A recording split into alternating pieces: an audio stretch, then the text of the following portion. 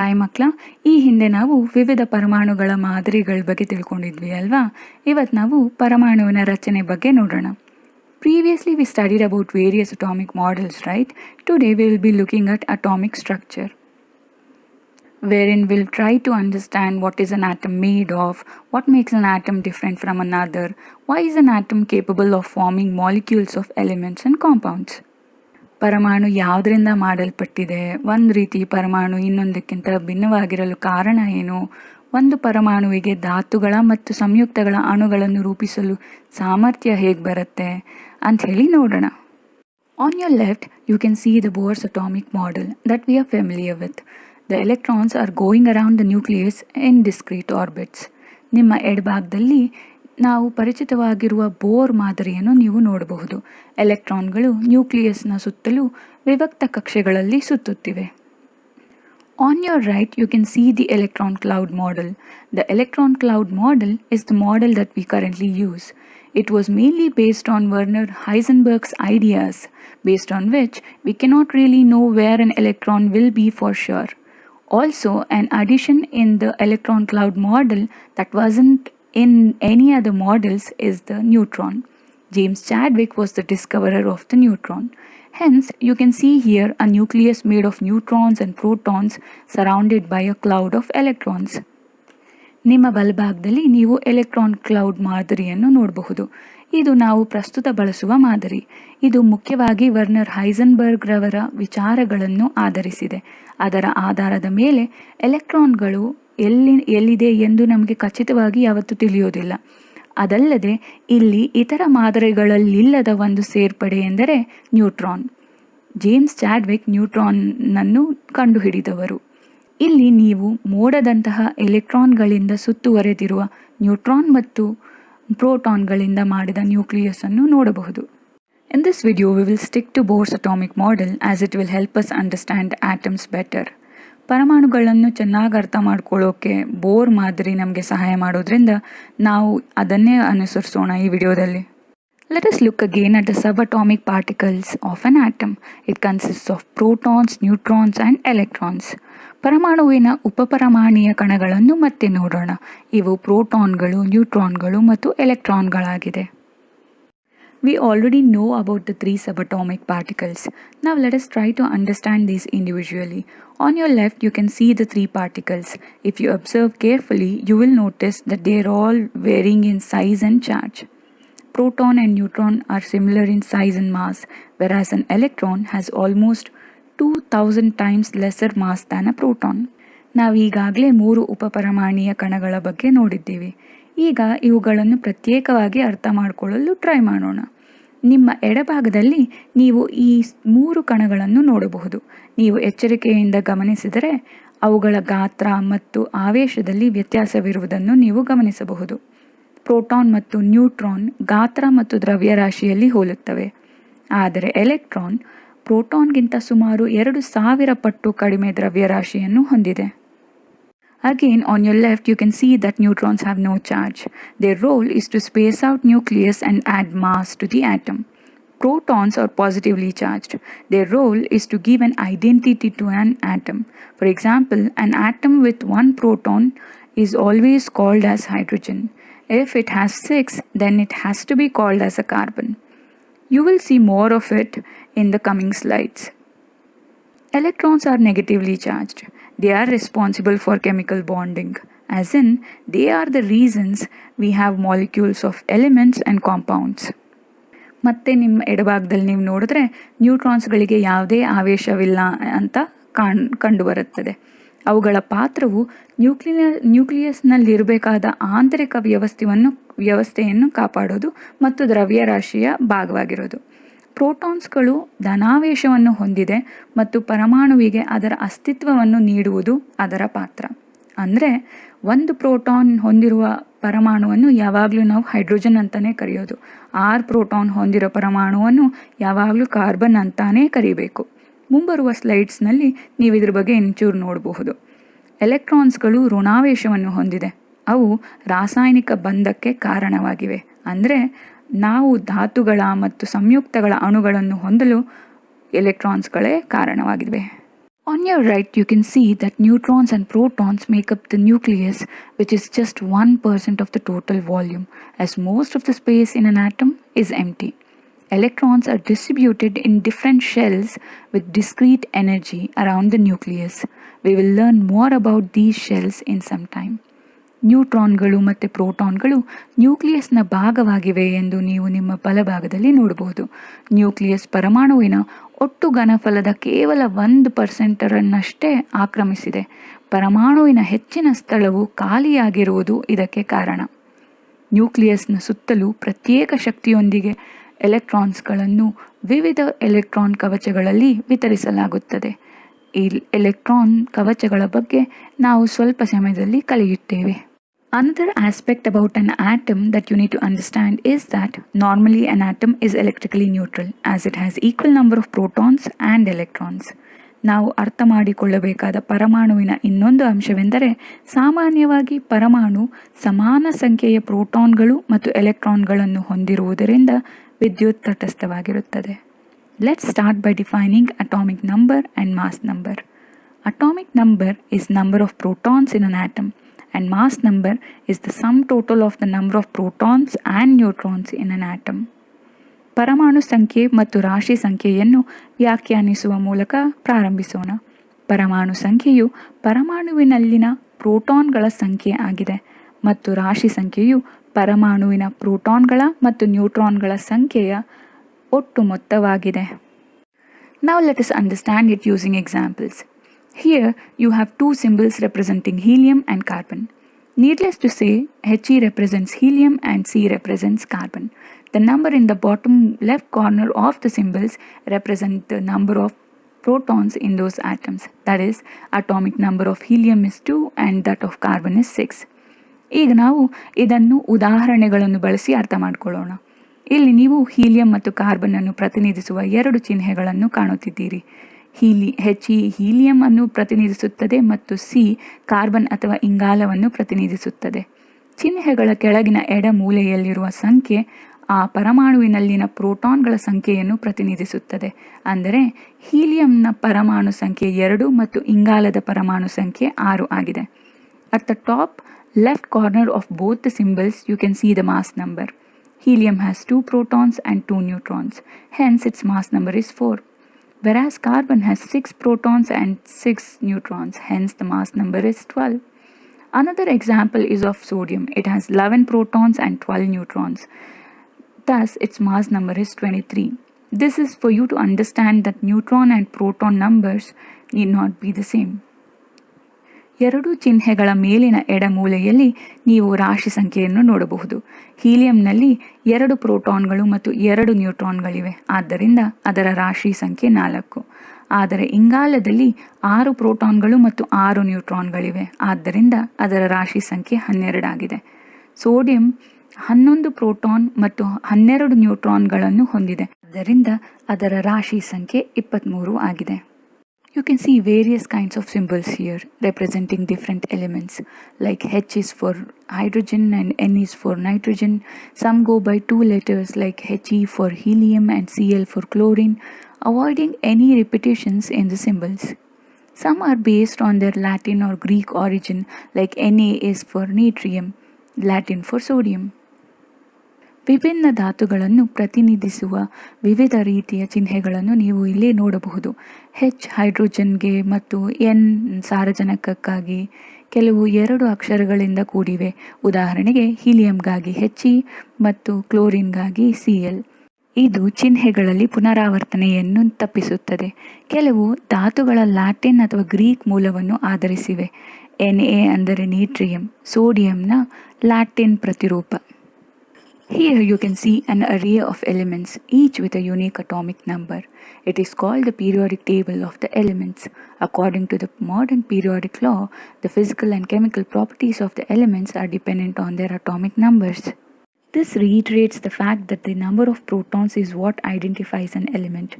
Scientists arranged elements in increasing order of their atomic numbers from left to right across each row. Elements in the same column or group exhibit similar properties. ಪ್ರೋಟಾನ್ಗಳ ಸಂಖ್ಯೆಯು ಒಂದು ಧಾತುವಿನ ಅಸ್ತಿತ್ವವನ್ನು ಗುರುತಿಸುತ್ತದೆ ಎಂಬ ಅಂಶವನ್ನು ಇದು ಪುನರಾವರ್ತಿಸುತ್ತದೆ. ವಿಜ್ಞಾನಿಗಳು ಪರಮಾಣು ಸಂಖ್ಯೆಗಳ ಏರಿಕೆಯ ಕ್ರಮದಲ್ಲಿ ಪ್ರತಿ ಸಾಲಿನಲ್ಲಿ ಎಡದಿಂದ ಬಲಕ್ಕೆ ಧಾತುಗಳನ್ನು ಜೋಡಿಸಿದರು. ಒಂದೇ ಕಾಲಮ್ ಅಥವಾ ಗುಂಪಿನಲ್ಲಿರುವ ಧಾತುಗಳು ಒಂದೇ ರೀತಿಯ ಗುಣಲಕ್ಷಣಗಳನ್ನು ಪ್ರದರ್ಶಿಸುತ್ತವೆ. Electronic configuration is the arrangement of electrons around the nucleus of an atom. To your left, you can see a typical Bohr's model which consists of 4 energy levels. It is called energy levels as each has a discrete amount of energy specific to it. Electron ವಿನ್ಯಾಸವೆಂದರೆ ಪರಮಾಣುವಿನ nucleus ಅಥವಾ ಬೀಜ ಕೇಂದ್ರದ ಸುತ್ತ ಎಲೆಕ್ಟ್ರಾನ್ಗಳ ಸಂಯೋಜನೆ.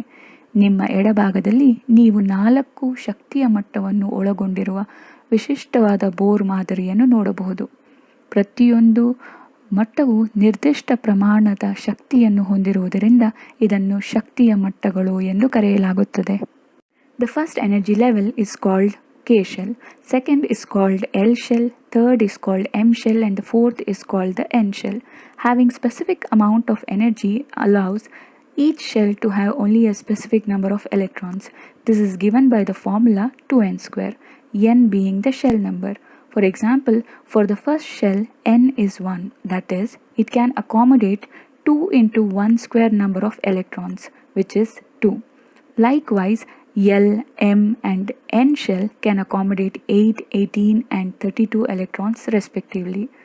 ಮೊದಲ ಶಕ್ತಿಯ ಮಟ್ಟವನ್ನು ಕೆ ಕವಚ ಎಂದು ಕರೆಯಲಾಗುತ್ತದೆ, ಎರಡನೆಯದನ್ನು ಎಲ್ ಕವಚ ಎಂದು ಕರೆಯಲಾಗುತ್ತದೆ, ಮೂರನೆಯದನ್ನು ಎಂ ಕವಚ ಮತ್ತು ನಾಲ್ಕನೆಯದನ್ನು ಎನ್ ಕವಚ ಎಂದು ಕರೆಯಲಾಗುತ್ತದೆ. ನಿರ್ದಿಷ್ಟ ಪ್ರಮಾಣದ ಶಕ್ತಿಯನ್ನು ಹೊಂದಿರುವ ಪ್ರತಿ ಮಟ್ಟದಲ್ಲಿ ನಿರ್ದಿಷ್ಟ ಸಂಖ್ಯೆಯ ಎಲೆಕ್ಟ್ರಾನ್ಸ್ಗಳನ್ನು ಮಾತ್ರ ಒಳಗೊಳ್ಳಲು ಅವಕಾಶವಿರುತ್ತದೆ. ಇದನ್ನು 2n ಸ್ಕ್ವೇರ್ ಸೂತ್ರದಿಂದ ತಿಳಿಯಬಹುದು. ಇದರಲ್ಲಿ ಎನ್ ಕವಚ ಅಥವಾ ಕಕ್ಷೆಯ ಸಂಖ್ಯೆಯಾಗಿದೆ. ಉದಾಹರಣೆಗೆ, ಮೊದಲ ಕವಚಕ್ಕೆ n ನ ಬೆಲೆ 1, ಅಂದರೆ ಇದು 2 ಇಂಟು 1 ಸ್ಕ್ವೇರ್ ಸಂಖ್ಯೆಯ ಎಲೆಕ್ಟ್ರಾನ್ಸ್ಗಳನ್ನು ಒಳಗೊಳ್ಳಬಲ್ಲದು ಅಷ್ಟೆ, ಅದು 2. ಇದೇ ರೀತಿ ಎಲ್, ಎಂ ಮತ್ತು ಎನ್ ಕವಚಗಳು ಕ್ರಮವಾಗಿ 8, 18. On your right, you can see a nitrogen atom. Its atomic number is 7 and atomic mass is 14. As we already know, in a neutral atom, number of protons is equal to number of electrons. Therefore, we have 7 electrons to be arranged. Remember to always start from the first shell, but first shell can accommodate only 2 electrons, so we still have 5 more electrons remaining that we can place in the second shell. Based on the number of electrons the atoms have, we can continue from first to fourth. Once a shell is complete, we can move on to the next shell. ನಿಮ್ಮ ಬಲಭಾಗದಲ್ಲಿ ನೀವು ಸಾರಜನಕದ ಪರಮಾಣುವನ್ನು ನೋಡಬಹುದು. ಇದರ ಪರಮಾಣು ಸಂಖ್ಯೆ 7 ಮತ್ತು ರಾಶಿ ಸಂಖ್ಯೆ 14 ಆಗಿದೆ. ವಿದ್ಯುತ್ ತಟಸ್ಥ ಪರಮಾಣುವಿನಲ್ಲಿ ನಾವು ಈಗಾಗಲೇ ತಿಳಿದಿರುವಂತೆ ಪ್ರೋಟಾನ್ಗಳ ಸಂಖ್ಯೆ ಎಲೆಕ್ಟ್ರಾನ್ಗಳ ಸಂಖ್ಯೆಗೆ ಸಮಾನವಾಗಿರುತ್ತದೆ. ಆದ್ದರಿಂದ ನಾವು ಈಗ 7 ಎಲೆಕ್ಟ್ರಾನ್ಸ್ಗಳನ್ನು ಜೋಡಿಸಬೇಕಾಗಿದೆ. ಯಾವಾಗಲೂ ಮೊದಲ ಕವಚದಿಂದ ಪ್ರಾರಂಭಿಸಲು ಮರೆಯದಿರಿ. ಆದರೆ ಮೊದಲ ಕವಚ ಕೇವಲ 2 ಎಲೆಕ್ಟ್ರಾನ್ಸ್ಗಳನ್ನು ಮಾತ್ರ ಒಳಗೊಳ್ಳಬಲ್ಲದು. ಆದ್ದರಿಂದ ನಮ್ಮೊಂದಿಗೆ ಇನ್ನೂ 5 ಎಲೆಕ್ಟ್ರಾನ್ಸ್ಗಳು ಉಳಿದಿವೆ. ಅದನ್ನು ನಾವು ಎರಡನೇ ಕವಚದಲ್ಲಿ ಹಾಕಬಹುದು. ಪರಮಾಣುಗಳು ಹೆಚ್ಚು ಎಲೆಕ್ಟ್ರಾನ್ಸ್ಗಳ ಸಂಖ್ಯೆಯನ್ನು ಹೊಂದಿದ್ದರೆ ನಾವು 1ರಿಂದ 4ನೇ ಕವಚಕ್ಕೆ ಕ್ರಮಬದ್ಧವಾಗಿ ಮುಂದುವರಿಯಬಹುದು. ಹಿಂದಿನ ಕವಚ ಪೂರ್ಣಗೊಂಡ ನಂತರ ನಾವು ಮುಂದಿನ ಕವಚಕ್ಕೆ ಹೋಗಬೇಕು. Atoms are stable when it has the right number of protons, neutrons and electrons in it, creating a balance. You might wonder what will happen when it is unstable. It either emits radioactive rays if the nucleus is unstable, or loses or gains an electron if it has unfulfilled outer shells. Today we will be looking at the latter, the part wherein the atoms loses or gains electrons. ಪರಮಾಣುಗಳು ಸರಿಯಾದ ಸಂಖ್ಯೆಯ ಪ್ರೋಟಾನ್ಗಳು, ನ್ಯೂಟ್ರಾನ್ಗಳು ಮತ್ತು ಎಲೆಕ್ಟ್ರಾನ್ಸ್ಗಳನ್ನು ಹೊಂದಿದ್ದರೆ ಸಮತೋಲನವಿರುವುದರಿಂದ ಸ್ಥಿರವಾಗಿರುತ್ತದೆ. ಅದು ಸ್ಥಿರವಿಲ್ಲದಾಗ ಏನಾಗುತ್ತದೆ ಎಂಬ ಪ್ರಶ್ನೆ ಮೂಡಬಹುದು. ನ್ಯೂಕ್ಲಿಯಸ್ ಸ್ಥಿರವಿಲ್ಲದಿದ್ದರೆ ಅದು ವಿಕಿರಣಶೀಲ ಕಿರಣಗಳನ್ನು ಹೊರಸೂಸುತ್ತದೆ. ಹೊರಗಿನ ಕವಚಗಳು ಅಪೂರ್ಣವಾಗಿದ್ದರೆ ಎಲೆಕ್ಟ್ರಾನ್ ಅನ್ನು ಕಳೆದುಕೊಂಡು ಅಥವಾ ಗಳಿಸಿ ಸ್ಥಿರತೆ ತಲುಪುತ್ತದೆ. ಇಂದು ನಾವು ಪರಮಾಣುಗಳಲ್ಲಿ ಎಲೆಕ್ಟ್ರಾನ್ಸ್ಗಳನ್ನು ಕಳೆದುಕೊಳ್ಳುವ ಅಥವಾ ಪಡೆಯುವ ಭಾಗವನ್ನು ನೋಡೋಣ. The octet rule dictates that the atoms with 8 electrons in their outermost shell are stable. Helium has duplet, that is 2 electrons instead of 8. All atoms attain stability by either losing or gaining electrons. This capacity of an atom is termed as valency.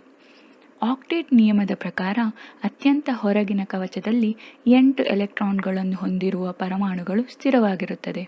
ಹೀಲಿಯಂನಲ್ಲಿ ಡ್ಯೂಪ್ಲೆಟ್ ವಿನ್ಯಾಸ ಇದೆ, ಅಂದರೆ 8ರ ಬದಲು 2 electrons ಇದ್ದರೂ ಅದು ಸ್ಥಿರವಾಗುತ್ತದೆ. ಎಲ್ಲ ಪರಮಾಣುಗಳು ಎಲೆಕ್ಟ್ರಾನ್ಸ್ಗಳನ್ನು ಕಳೆದುಕೊಳ್ಳುವ ಮೂಲಕ ಅಥವಾ ಪಡೆಯುವ ಮೂಲಕ ಸ್ಥಿರತೆಯನ್ನು ಪಡೆಯುತ್ತವೆ. ಪರಮಾಣುವಿನ ಈ ಸಾಮರ್ಥ್ಯವನ್ನು ವೇಲೆನ್ಸಿ ಎನ್ನುತ್ತೇವೆ. The electronic configuration that gives an atom stability is termed as octet configuration. Electrons in the outermost shell are termed valence electrons. ಪರಮಾಣು ಸ್ಥಿರತೆಯನ್ನು ನೀಡುವ ಎಲೆಕ್ಟ್ರಾನ್ ವಿನ್ಯಾಸವನ್ನು ಆಕ್ಟೇಟ್ ವಿನ್ಯಾಸ ಎಂದು ಕರೆಯಲಾಗುತ್ತದೆ. ಅತ್ಯಂತ ಹೊರಗಿರುವ ಕವಚದಲ್ಲಿರುವ ಎಲೆಕ್ಟ್ರಾನ್ಸ್ಗಳನ್ನು ವೇಲೆನ್ಸ್ ಎಲೆಕ್ಟ್ರಾನ್ಸ್ಗಳು ಎಂದು ಕರೆಯಲಾಗುತ್ತದೆ. Here you can see that a hydrogen atom needs one more electron to complete duplet configuration, as K shell can accommodate only 2 electrons. Hence, the valency of hydrogen is 1. Oxygen, on the other hand, has 6 in its outermost shell and needs 2 more to attain octet configuration. Hence, its valency is 2. And last but not the least, a sodium atom has only 1 electron in the last shell, which it easily loses as the L shell already is complete with 8 electrons. Hence, its valency is 1. ಡ್ಯುಪ್ಲೆಟ್ ವಿನ್ಯಾಸವನ್ನು ಪೂರ್ಣಗೊಳಿಸಲು hydrogen ಪರಮಾಣುವಿಗೆ ಇನ್ನೂ 1 electron ಬೇಕಾಗುತ್ತದೆ ಎಂದು ನೀವು ಇಲ್ಲಿ ನೋಡಬಹುದು. ಆದ್ದರಿಂದ ಹೈಡ್ರೋಜನ್ನಿನ valency 1. ಮತ್ತೊಂದೆಡೆ ಆಮ್ಲಜನಕದ ವೇಲೆನ್ಸ್ ಎಲೆಕ್ಟ್ರಾನ್ಸ್ಗಳು 6 ಆಗಿದ್ದು ಅದಕ್ಕೆ 2 ಎಲೆಕ್ಟ್ರಾನ್ಸ್ಗಳು ಬೇಕು 8 ತಲುಪಲು. ಹಾಗಾಗಿ ಅದರ ವೇಲೆನ್ಸಿ 2. ಮತ್ತು ಕೊನೆಯದಾಗಿ ಸೋಡಿಯಂ 1 ವೇಲೆನ್ಸ್ ಎಲೆಕ್ಟ್ರಾನ್ ಅನ್ನು ಹೊಂದಿದೆ, ಅಂದರೆ ಅದರ ಕೊನೆಯ ಕವಚದಲ್ಲಿ ಕೇವಲ 1 ಎಲೆಕ್ಟ್ರಾನ್ ಅನ್ನು ಹೊಂದಿದೆ. ಎಲ್ ಕವಚ ಈಗಾಗಲೇ 8 ಎಲೆಕ್ಟ್ರಾನ್ಗಳೊಂದಿಗೆ ಪೂರ್ಣವಾಗಿರುವುದರಿಂದ ಅದು ಆ 1 ಸುಲಭವಾಗಿ ಕಳೆದುಕೊಳ್ಳಬಹುದು ಸ್ಥಿರವಾಗಲು. ಹಾಗಾಗಿ ಅದರ ವೇಲೆನ್ಸಿ 1 ಆಗಿದೆ. Summary. Atoms are made of protons, neutrons and electrons. Protons are positively charged, gives identity to an element and has a mass similar to a neutron. Electrons are negatively charged. They are responsible for chemical bonds. Their mass is 2000 times lesser than that of a proton. Neutrons have no charge. They take care of the spatial arrangement in a nucleus. Atom is mostly empty space. Its mass is concentrated in the nucleus, which is made of neutrons and protons. The nucleus is surrounded by electrons revolving in discrete energy shells. The number of protons in an atom is termed as atomic number. The sum total of protons and neutrons is termed as mass number. Arrangement of electrons around the nucleus of an atom is termed as electronic configuration. Octet configuration makes an atom stable with 8 electrons in its outermost shell. The electrons in the outermost shell of an atom is termed as valence electrons. The capacity to lose or gain electrons to attain octet configuration is termed as valency. ಸಾರಾಂಶ. ಪರಮಾಣುಗಳು ಪ್ರೋಟಾನ್ಗಳು, ನ್ಯೂಟ್ರಾನ್ಗಳು ಮತ್ತು ಎಲೆಕ್ಟ್ರಾನ್ಗಳಿಂದ ಮಾಡಲ್ಪಟ್ಟಿವೆ. ಪ್ರೋಟಾನ್ಗಳು ಧನಾವೇಶವನ್ನು ಹೊಂದಿದೆ, ಅದು ಪರಮಾಣುವಿಗೆ ಅಸ್ತಿತ್ವವನ್ನು ನೀಡುತ್ತದೆ ಮತ್ತು ನ್ಯೂಟ್ರಾನ್ಗೆ ಹೋಲುವ ದ್ರವ್ಯರಾಶಿಯನ್ನು ಹೊಂದಿರುತ್ತದೆ. ಎಲೆಕ್ಟ್ರಾನ್ಗಳು ಋಣಾವೇಶವನ್ನು ಹೊಂದಿದೆ, ರಾಸಾಯನಿಕ ಬಂಧಗಳಿಗೆ ಅವು ಕಾರಣವಾಗಿವೆ. ಅವುಗಳ ದ್ರವ್ಯರಾಶಿ ಪ್ರೋಟಾನ್ಗಿಂತ 2000 ಪಟ್ಟು ಕಡಿಮೆ. ನ್ಯೂಟ್ರಾನ್ಗಳಿಗೆ ಯಾವುದೇ ಆವೇಶವಿಲ್ಲ, ಅವು ನ್ಯೂಕ್ಲಿಯಸ್ನಲ್ಲಿನ ಆಂತರಿಕ ವ್ಯವಸ್ಥೆಯನ್ನು ಕಾಪಾಡುತ್ತದೆ. ಪರಮಾಣುವು ಹೆಚ್ಚಾಗಿ ಖಾಲಿ ಜಾಗವನ್ನು ಒಳಗೊಂಡಿದೆ. ಇದರ ದ್ರವ್ಯರಾಶಿಯು ನ್ಯೂಕ್ಲಿಯಸ್ನಲ್ಲಿ ಕೇಂದ್ರೀಕೃತವಾಗಿರುತ್ತದೆ. ನ್ಯೂಕ್ಲಿಯಸ್ ಅಥವಾ ಬೀಜ ಕೇಂದ್ರವು ನ್ಯೂಟ್ರಾನ್ಗಳು ಮತ್ತು ಪ್ರೋಟಾನ್ಗಳಿಂದ ಮಾಡಲ್ಪಟ್ಟಿವೆ. ನ್ಯೂಕ್ಲಿಯಸ್ ಅನ್ನು ಪ್ರತ್ಯೇಕ ಶಕ್ತಿ ಉಳ್ಳ ಕವಚಗಳಲ್ಲಿ ಎಲೆಕ್ಟ್ರಾನ್ಸ್ಗಳು ಸುತ್ತುತ್ತಿವೆ. ಪರಮಾಣುವಿನ ಪ್ರೋಟಾನ್ಗಳ ಸಂಖ್ಯೆಯನ್ನು ಪರಮಾಣು ಸಂಖ್ಯೆ ಎಂದು ಕರೆಯಲಾಗುತ್ತದೆ. ಪ್ರೋಟಾನ್ ಮತ್ತು ನ್ಯೂಟ್ರಾನ್ಗಳ ಒಟ್ಟು ಮೊತ್ತವನ್ನು ರಾಶಿ ಸಂಖ್ಯೆ ಎಂದು ಕರೆಯಲಾಗುತ್ತದೆ. ಪರಮಾಣುವಿನ ನ್ಯೂಕ್ಲಿಯಸ್ ಸುತ್ತ ಎಲೆಕ್ಟ್ರಾನ್ಗಳ ಸಂಯೋಜನೆಯನ್ನು ಎಲೆಕ್ಟ್ರಾನ್ ವಿನ್ಯಾಸ ಎಂದು ಕರೆಯಲಾಗುತ್ತದೆ. ಆಕ್ಟೇಟ್ ವಿನ್ಯಾಸವು ಪರಮಾಣುವನ್ನು ಸ್ಥಿರಗೊಳಿಸುತ್ತದೆ. ಆಗ ಅತ್ಯಂತ ಹೊರಗಿನ ಕವಚದಲ್ಲಿ 8 ಎಲೆಕ್ಟ್ರಾನ್ಗಳು ಇರುತ್ತವೆ. ಪರಮಾಣುವಿನ ಅತ್ಯಂತ ಹೊರಗಿನ ಕವಚದಲ್ಲಿರುವ ಎಲೆಕ್ಟ್ರಾನ್ಸ್ಗಳನ್ನು ವೇಲೆನ್ಸ್ ಎಲೆಕ್ಟ್ರಾನ್ಸ್ಗಳು ಎಂದು ಕರೆಯಲಾಗುತ್ತದೆ. ಆಕ್ಟೇಟ್ ವಿನ್ಯಾಸವನ್ನು ಸಾಧಿಸಲು ಎಲೆಕ್ಟ್ರಾನ್ಸ್ಗಳನ್ನು ಕಳೆದುಕೊಳ್ಳುವ ಅಥವಾ ಪಡೆಯುವ ಸಾಮರ್ಥ್ಯವನ್ನು ವೇಲೆನ್ಸಿ ಎಂದು ಕರೆಯಲಾಗುತ್ತದೆ.